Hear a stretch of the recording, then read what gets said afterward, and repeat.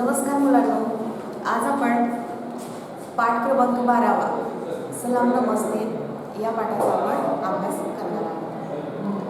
पाहत आपण सलाम नमस्ते आपण म्हणतो, एखाद्याला आपण सलाम कधी करतो तर एखादा माणूस खूप मोठं कार्य करत असतं आणि त्याच्या कार्याला गणती नसते की तो वाईट परिस्थिती असो किंवा चांगली परिस्थिती असो, या दोन्ही परिस्थितीमध्ये तो काय करत असतो, आपलं जे कार्य आहे हे कार्य चालू ठेवत असतो आणि अशा माणसाला आपण सलाम म्हणत असतो.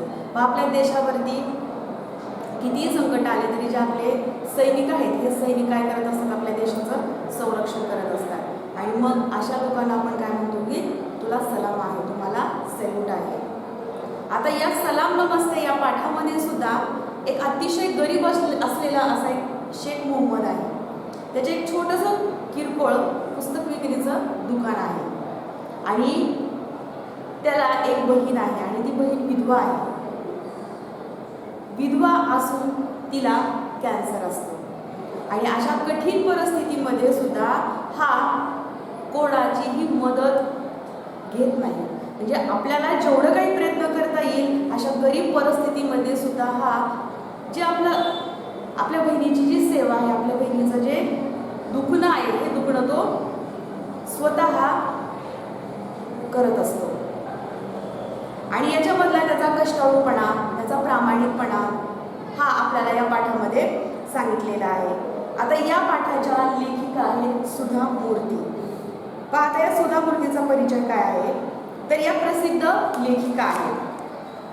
आता यांनी लिखाण काय काय केलेलं आहे तर वाईज अँड अदरवाईज, सामान्यातले असामान्य, अस्तित्व, आजीच्या पोटरीतल्या गोष्टी, आयुष्यातले धडे गिरवताना, बकुळा, गोष्टी माणसाच्या इत्यादी त्यांची पुस्तकं प्रसिद्ध आहेत. प्रस्तुत पाठ पुण्यभूमी भारत या कथासंग्रहातून घेतला आहे. सुधा मूर्ती यांच्या मूळ इंग्रजी कथासंग्रहाचा मराठी अनुवाद लीना सोनी यांनी केला आहे. आता सुधा मूर्ती यांनी हा जो पाठ लिहिलेला आहे हा पाठ पुण्यभूमी भारत या कथासंग्रहातून घेतलेला आहे आणि तो त्यांनी इंग्रजी भाषेमध्ये लिहिलेला होता आणि याचा अनुवाद हे लीना सोनी यांनी केलेला आहे. पण आता तुम्ही पाहिलं तर सुधा मूर्ती ह्या एक समाजसेविका म्हणून सुद्धा ओळखल्या जातात. यांनी बरेच गरीब मुलांसाठी सुद्धा काम केलेलं आहे. ज्या अनेकांच्या अशा संस्था आहेत की ते खास जे गरजू माणसं आहेत या गरजू माणसांसाठी त्या काम करतात आणि त्यांना त्यांच्या अनुभवामध्ये आलेली गोष्ट त्यांनी पुण्यभूमी भारत या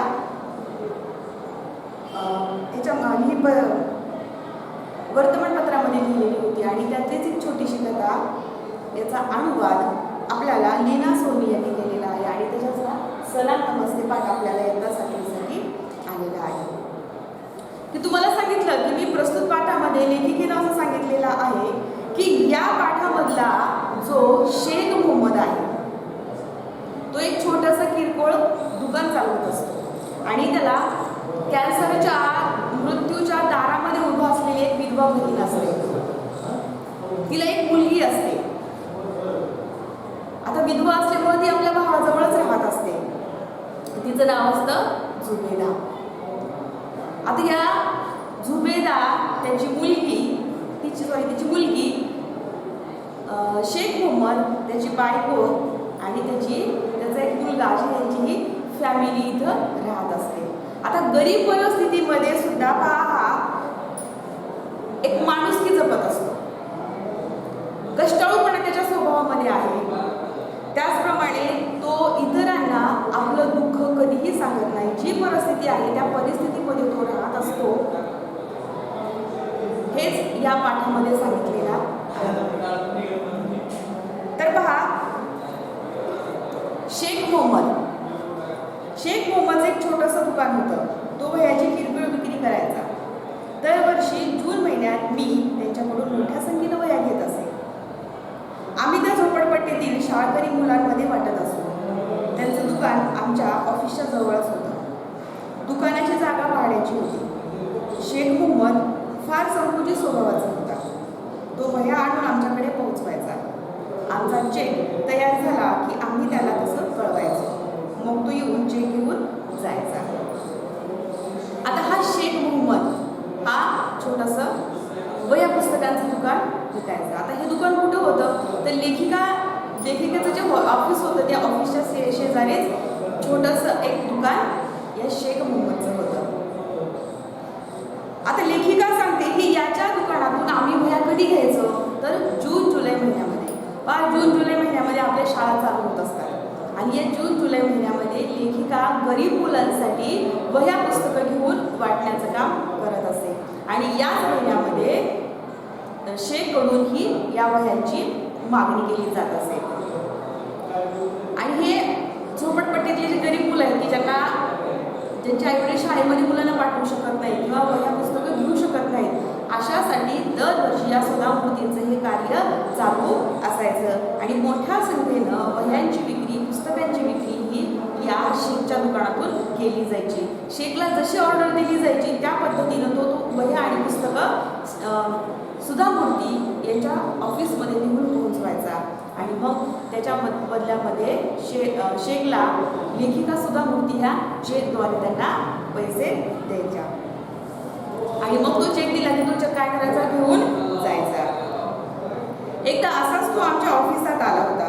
त्यावेळी आम्ही सर्वजण मिठाई खात होतो. मी शेखच्या हातावर मिठाई ठेवली पण त्याने ती खाल्ली नाही.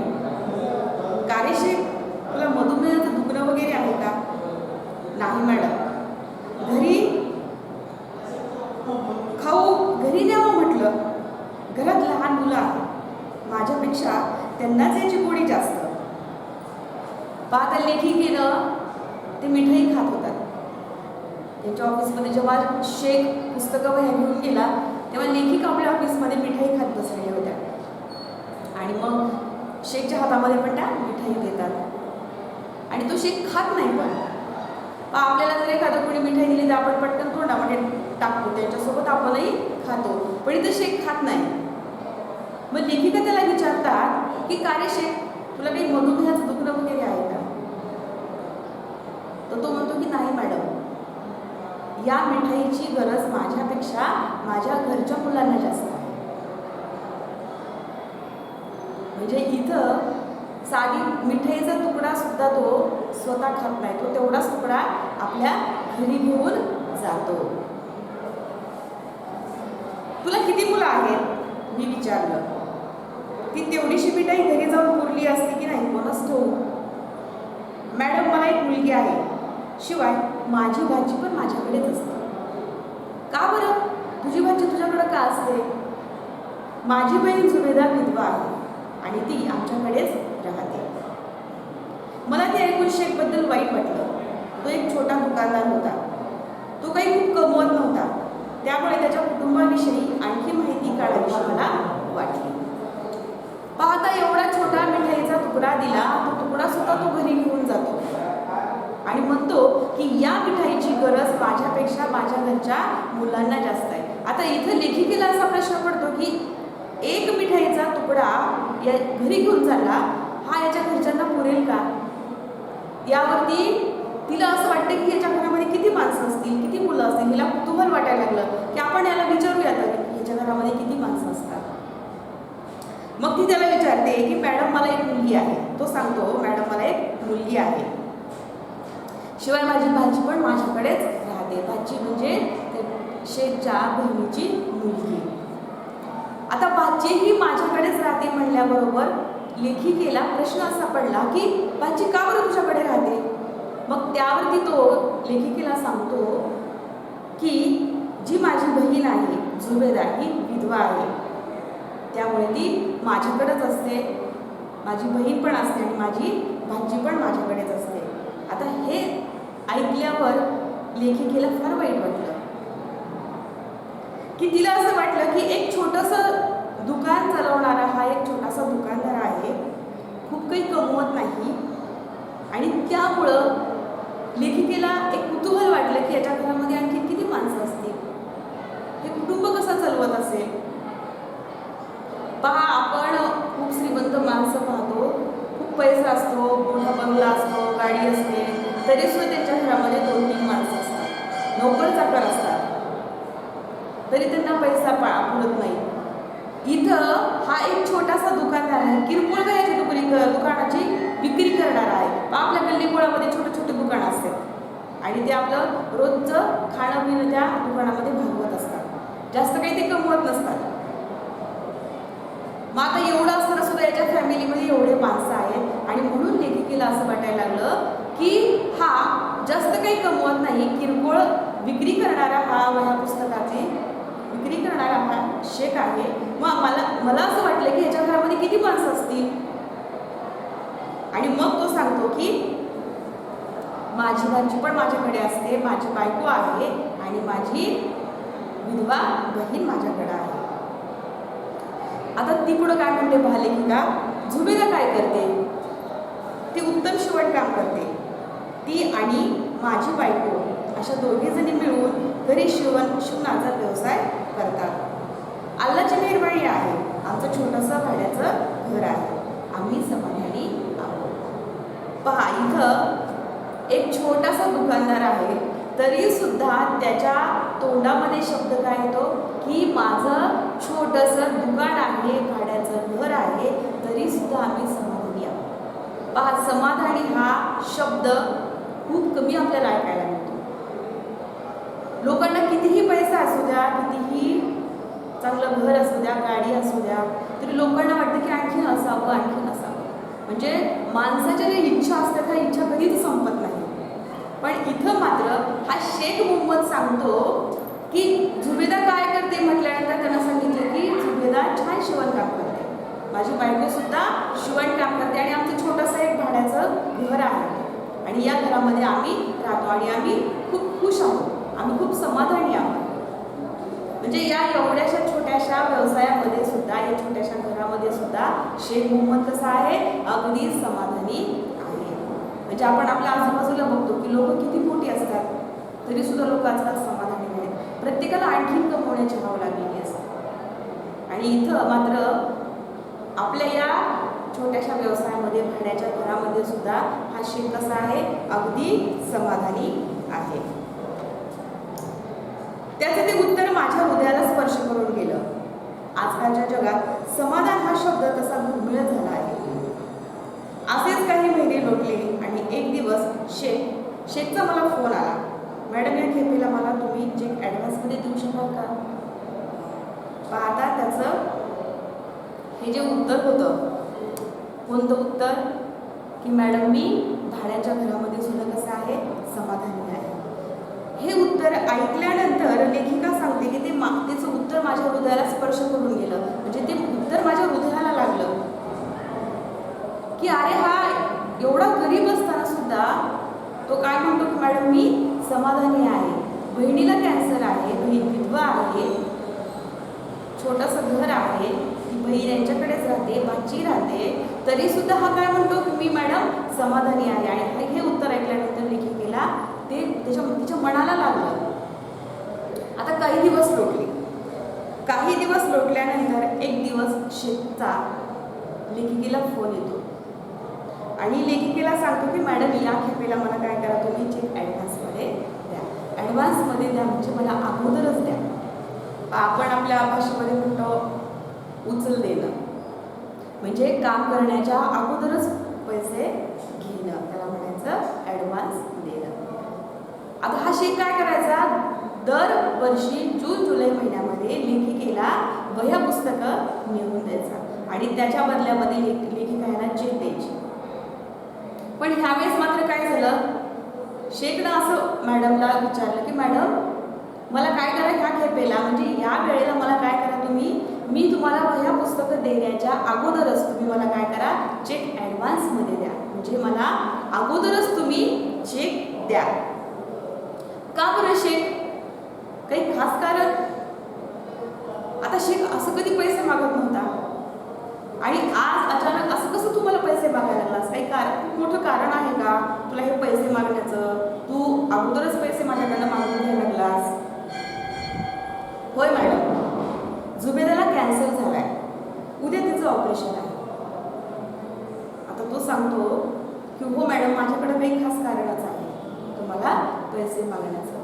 कारण झुबेदा तिला कॅन्सर झाला आणि तिच्या ऑपरेशनसाठी मला पैशाची गरज आहे आणि म्हणून मला तुम्ही ॲडव्हान्समध्ये चेक द्या. मी ताबडतोब ऑफिसात निरोप ठेवून चेक त्याच्या घरी लगेच पाठवून दिला. पण त्याबद्दल मनात विचार येऊन मन उदास झालं. त्या ऑपरेशनचा खर्च भरपूर येणार होता. ती रक्कम जमा करण्यासाठी शेखची नक्कीच खूप धावपळ चालू असणार, पण तरीही त्यानं माझ्याकडे पैसे मागितले नव्हते.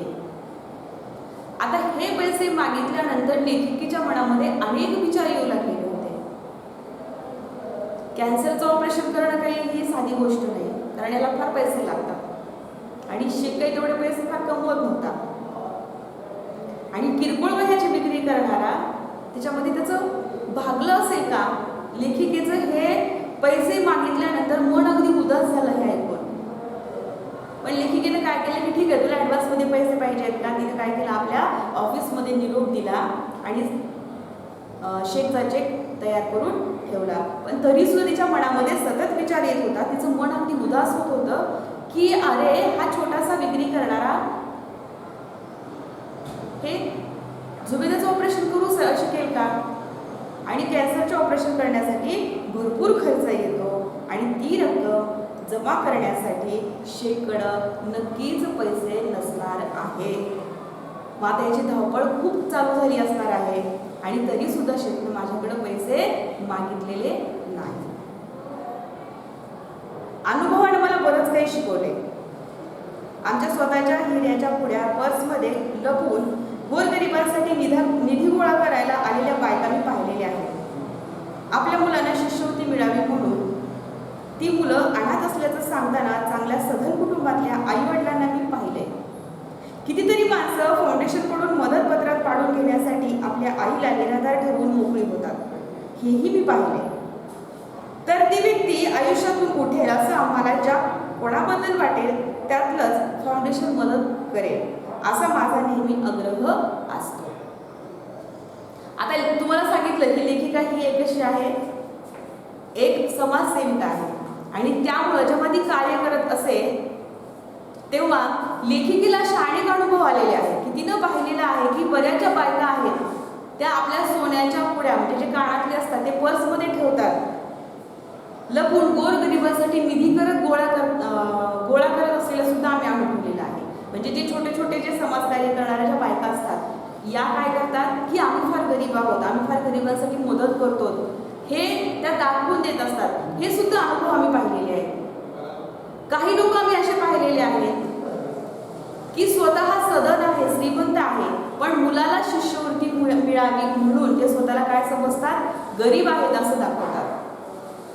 मी असे पण काही अनुभव पाहिलेले आहेत की चांगले मुलं श्रीमंत आहेत, नोकरीला आहेत, पण ते आपल्या आई वडिलांना अनाथ म्हणून अनाथ आश्रमामध्ये ठेवताना सुद्धा आम्ही पाहिलेले आहे.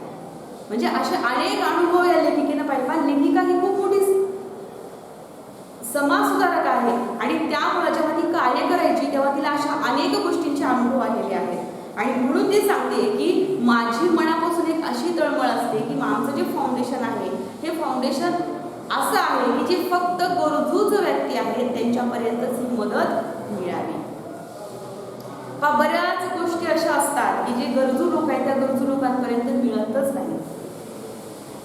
जे लोकांना गरज नाही, जे चांगले आहेत, जे श्रीमंत आहेत त्यांच्यापर्यंत या गरजा पोहोचतात. कारण आजकाल जर पाहिलं तर कुठलीही गोष्ट ही वशिल्यानं लोक काय करतात, ती मला मिळाली याच गोष्टीमध्ये असतात. आणि बरेच लोक आपण जर आजूबाजूला सुद्धा पाहिलं तर एखादी जर कुठली सवलत आली असेल तर त्या सवलत आपल्यापर्यंत कशी पोहोचेल, मला सगळ्यांच्या अगोदर कशी मिळेल हेच लोक पाहत असतात. आणि इथं मात्र ज्याला खरी गरज आहे तो बाजूलाच राहतो आणि ज्याला गरज नाही त्यालाच अशा सवलती मिळत जातात. अशी कितीतरी गरीब मुलं असतील की ज्यांना शिष्यवृत्ती मिळत नाही, त्यांना पुढचं शिक्षण घेण्यासाठी त्यांच्याकडे पैसा नसतो. पण इथं जर पाहिलं तर आपण जे चांगल्या घरातली मुलं आहेत पण त्यांचे आई वडील काहीतरी कुठंतरी वशिला लावून आपल्या मुलाला शिष्यवृत्ती मिळवून देतात. म्हणजे जे गरजू आहे ते बाजूलाच राहतात आणि ज्यांना गरज नाही त्यांनाच अशा गोष्टी मिळतात.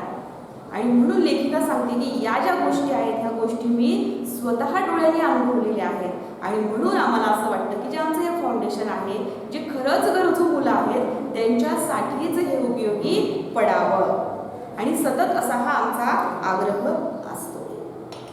मी शेखला फोन केला. शेख, मला एक सांग, या ऑपरेशनच्या पैशाची काय व्यवस्था केली आहेस तू? आता इथे लेखिकेला राहवलं नाही की कॅन्सरचं ऑपरेशन करणं म्हणजे हे काही सोपं काम नाही, याला भरपूर खर्च येतो आणि शेखकडे एवढे पैसे असतील का? बरं नसतील तर त्याला जमवाजमव करण्यासाठी त्याला किती धावपळ करावी लागत असेल. पहा, गरीब लोकांना एखादं मोठं ऑपरेशन करायचं म्हणलं ना तर ते शक्य नसतं आणि मग अशा लोकांना काय करावं लागतं, एक देणगीच्या स्वरूपामध्ये प्रत्येकाकडे जाऊन देणगी गोळा करून ऑपरेशन करावं लागतं आणि हे लेखिकेला माहीत होतं आणि म्हणून ती सांगते की शेख या पैशामध्ये कसं आता जुबेदाचं ऑपरेशन करणार आहे.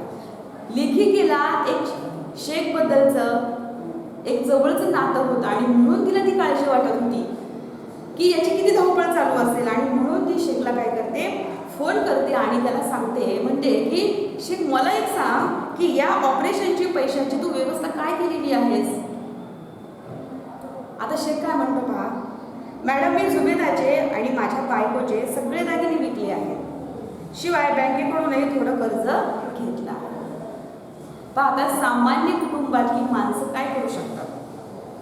जर आपल्यावरती एखादं संकट आले तर आपण काय करतो की आपल्याकडे जे काही आपण पैसे जमा करून ठेवलेले आहेत ते पैसे सगळे काढतो आणि शेवटी आपल्याकडे जे दागिने असतात हे दागिने आपण काय करतो, विकतो आणि त्याचे जे काही पैसे येतील ते पैसे आपण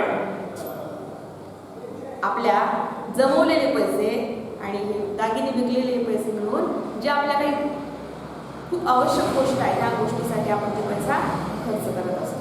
आता इथं ऑपरेशनसाठी तो सांगतो की मॅडम माझ्या बायकोचे आणि जुबेदाचे जे काही दागिने होते ते दागिने मी विकलेले आहेत आणि बँकेचं पण काही किरकोळ कर्ज काढलेलं आहे आणि हे सगळं मिळून पैशाची जमवाजमव मी केलेली आहे. शेख, तू आम्हाला काय नाही मदतीसाठी विचारलंस? ही जी लेखिका होती ही समाज कार्य करणारीच लेखिका होती आणि म्हणून तिला असं वाटतं की तू तर आमच्याकडे मागच्या ऑफिसमध्ये सारखा येतोस, तुला माहीत आहे की आमचं जे हे फाउंडेशन आहे हे गोरगरिबांसाठीच काम करणार आहे, मग तू आमच्याकडे का मदतीसाठी मागितलं नाहीस? तू आम्हाला का विचारलं नाहीस की मॅडम मला पैसे द्या म्हणून? मॅडम, मला निदान एवढं तरी परवडते, पण आणखी कित्येक लोक आमच्याकडूनही गरीब असतात, माझ्यापेक्षा त्यांना तुमच्या मदतीची जास्त गरज असते. त्याचं उत्तर ऐकून मन हेलावलं. जास्त काही न बोलता मी त्याला दुसऱ्या दिवशी हॉस्पिटलची सर्व कागदपत्र घेऊन येण्यास सांगितलं. मी त्याला पुढे काही बोलायची संधीच दिली नाही. पाहता तो काय म्हणतो की शेख, लेखिकेने विचारले की शेख तू आमच्याकडे मदत का मागितली नाहीस? त्यावर शेख काय म्हणतो की मॅडम मला निदान एवढं तरी परवडते की मी माझं सोनं विकलं, मी बँकेचं कर्ज काढलं, जे काही माझ्याकडे जमा होतं ते एकत्र मी केलं, म्हणजे मी जेवढा प्रयत्न करायचा तेवढा प्रयत्न मी करू शकतो, हे निदान मी एवढं तरी मला करता येतं. पण माझ्यापेक्षा पण आणखीन काही लोक गरीब आहेत, या गरीब लोकांसाठी तुम्ही मदत करा. माझ्यापेक्षा जास्त गरज कोणाला आहे? माझ्यापेक्षा गरीब असलेल्या लोकांना तुमच्या मदतीची गरज जास्त आहे. आणि त्याचं हे उत्तर ऐकून लेखिकेचं मन म्हणावं, तिच्या मनाला फार वाईट वाटलं. तिला सांगते की जास्त काही मी बोलले नाही, मी नंतर एकही शब्द मी ते बोलले नाही आणि हॉस्पिटलची कागदपत्रे घेऊन मी त्याला दुसऱ्या दिवशी बोलवलं आणि मी त्याला पुढे काही बोलण्याची परत संधीच दिली नाही. ठीक आहे, याच्या पुढचा जो भाग आहे आपण पुढच्या व्हिडिओमध्ये